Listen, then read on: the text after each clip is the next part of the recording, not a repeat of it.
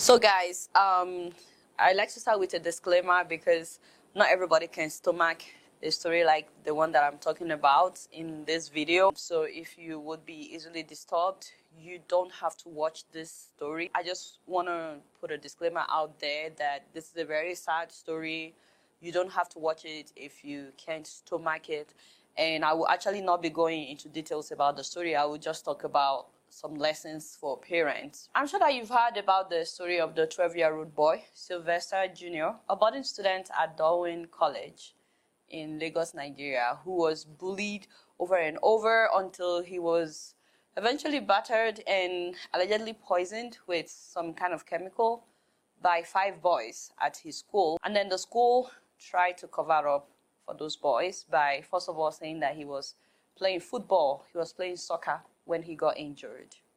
And then they called the parents to come and get their son. They said they've treated him at the school clinic. It was a nurse from the sick bay that called. A nurse, not even the school authorities.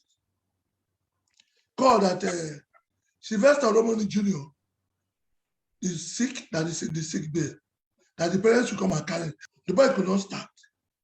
The boy could not eat. The boy is shouting my mouth, my waist, my back, my chest, everywhere. There are several videos that you can watch on the internet of Sylvester himself in the hospital, of him talking about what had happened. I mean, it took some days before he actually opened up because they had threatened to kill him. And sir, he did not tell you all through when he was going through this pain. He didn't tell you. He didn't confess anything, my brother. We never knew that he was even giving something to drink. But he did open up eventually, and I'm so grateful for that. And he recounted how those boys beat him up and made him drink a chemical. So at what point did he then reveal what happened to him? So it was on Monday. He told us that he didn't play ball. He didn't go to any field. That he was in his room with his mates, sleeping on his bed in the evening. They walked into their room. They put off the lights. He was lying on his bed. They started beating him. You know, there's so much that I wanted to say about this story, but to be honest with you, now that we're filming, I can't really put them into words because I'm still in shock about the whole thing. My deepest condolences, of course, goes to his parents, his sisters, his cousins, his uncle, everybody in his family. And I just want to thank you guys for not keeping quiet. Thank you for not being quiet, despite the fact that the school lied. Whether they decided to fly out the boy that made him drink the chemical or not, justice will prevail. And the truth is, if you would rather fly out your child out of the country for killing another child, you should be ready to go to prison on his behalf. How can you fly out your child after killing another child?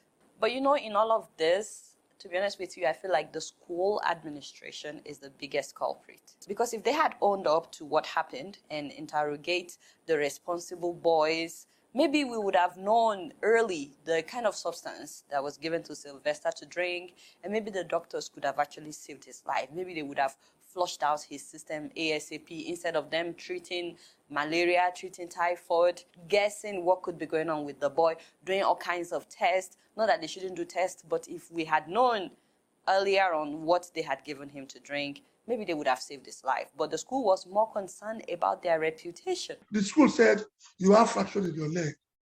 This fracture in your leg now turned to every part of your, including your mouth, inside your tongue, your throat, until this boy gave up. Because the school did not call us one day.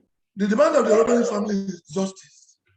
They should bring the killers, those who gave him that something to drink, those who beat him up. The school should come out and tell the family, tell Nigerians the true story of the death of my son. Now, from all the videos that I've watched, the boy could have actually gotten a better care if the government that we have had taken care of our healthcare system. I'm sorry that I had to say that, but I watched all the videos and I'm like, this boy was supposed to be in intensive care unit. Like there should be 4 or 5 doctors going back and forth trying to save his life, but I didn't see that in the video. I didn't see that desperation to save his life, and it just really broke my heart. So like I said, I honestly just want to talk to parents real quick and also to kids, you know. Please and please listen to your child. Sylvester's dad said that he'd been bullied in the past, like previous terms, previous semesters, and that he actually almost withdrew him from that school.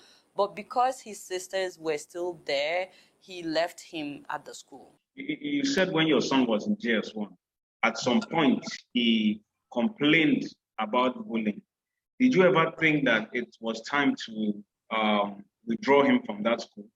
From that one? Of course, I said it as a father, but because this my daughter this way, she was a senior student. She has senior boys that always taking care of him. This one then was in a JSS 3. So I wanted to pull it out and this one.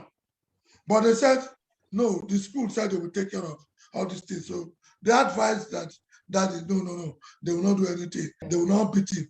Now, please note that I'm not blaming the dad for leaving him at the school. No, not at all. And everything that I'm going to say to parents, it doesn't mean that his dad or his mom failed to do those things. That's why I'm bringing them up. No, not at all. As a matter of fact, from one of the videos that I watched where he was sitting with his daughters and talking about what happened, I could tell that his children are free with him.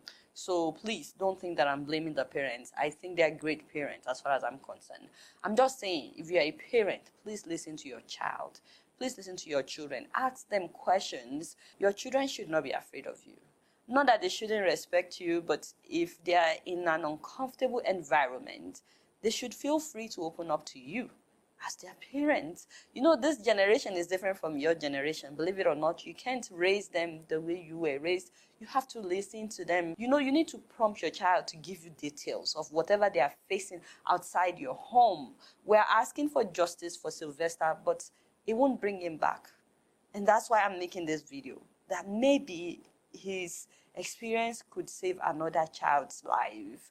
When was the last time that you as a parent talked to your child about peer pressure that they may be facing? I know some parents in Nigeria that don't even talk to their child about dating, about sex. As a matter of fact, if you bring up sex in some homes in Nigeria, the parents would disown you. It's that bad. All they say is, you better don't get pregnant, or if you impregnate somebody, I will disown you. If you don't talk to your kids about these things, the society will teach them. The only problem is sometimes they learn not just theory, but they learn by practical. You know what I mean? So it's better you talk to them and be honest with them.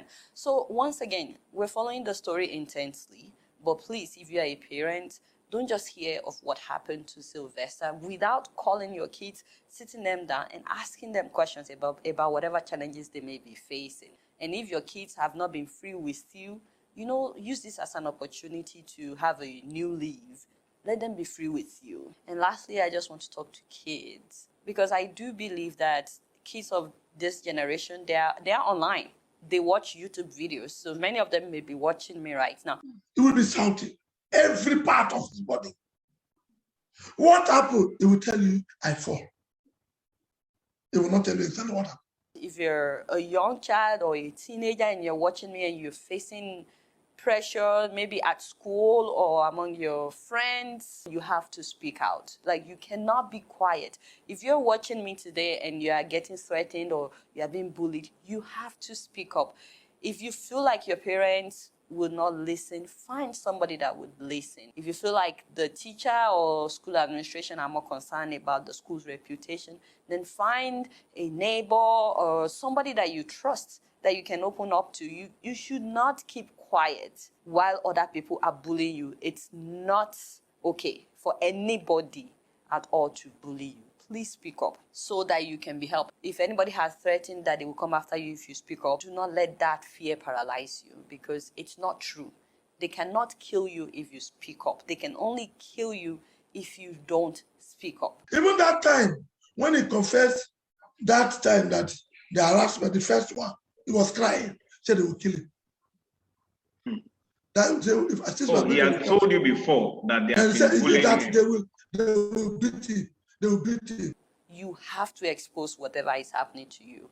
Anyway, I don't want to talk too much about this. Like I said, I just wanted to take the time to talk to parents and to kids that may be watching. But when he was in primary school, he always talked of, I want to be pilot. So I've asked them to bring. It's okay. It's okay. It's okay. It's okay. I will do a cake. I'll put the picture, and I will do his birthday. It's okay. Big heart, sir. Happy birthday, Sylvester. Rest in power. Once again, our deepest condolences to his family. You guys not know much. Guess what? I'm just giving a room.